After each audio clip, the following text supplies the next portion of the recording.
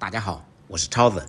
今天才知道剁椒鱼头炖着比蒸更好吃，鱼肉鲜鲜滑嫩，香辣过瘾，下酒下饭。接下来看一下我是怎么做的吧。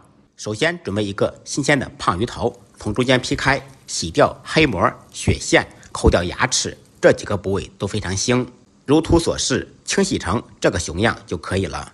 为了鱼头更好的入味，在鱼身上改一字花刀。鱼头的肉比较厚，刀口稍微深一点，鱼脸部位用刀的后半部分砍2下，安全第一，不要伤到手，不要把刀砍断。处理好以后，放入盆中，加入少许葱姜，伤口上撒少许盐，少许白胡椒粉，少许黄酒或者料酒，用我干净的小手把葱姜攥出汁水，然后均匀地涂抹在鱼头上面，腌制15分钟左右。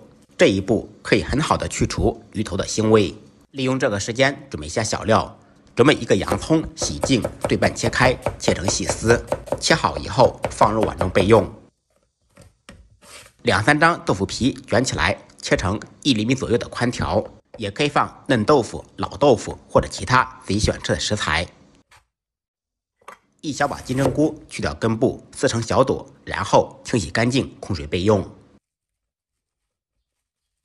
接下来起锅开火，锅烧空气，锅热以后擦入一些猪油，用猪油炖鱼头，味道会更香。放入切好的洋葱丝，洗净的金针菇均匀的铺在上面，再放入自己喜欢吃的豆腐皮或者豆腐，放上腌好的鱼头，豆豉剁椒酱均匀的铺在鱼头上面。如果您买的剁椒酱没有豆豉，比较咸，就需要加工一下。剁椒酱用水冲一下，控干水分，放入豆豉、姜末、蒜末，放入猪油，煸炒炒香。能吃辣的放小米辣，不能吃辣的放红椒，搭配一下颜色和味道。再放入白糖、蚝油、蒸鱼豉油调味就可以了。放入剁椒以后，再放入半勺蒸鱼豉油，倒入半瓶82年快要过期的啤酒。放啤酒不仅可以去腥，而且烧出来鱼肉更加鲜嫩。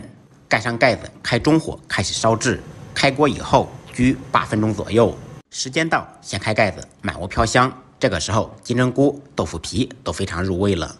经过我的多次尝试，用这种方法做的鱼头更鲜美、更好吃。下面的汤汁用来拌饭、拌面，那真的是嗷嗷香。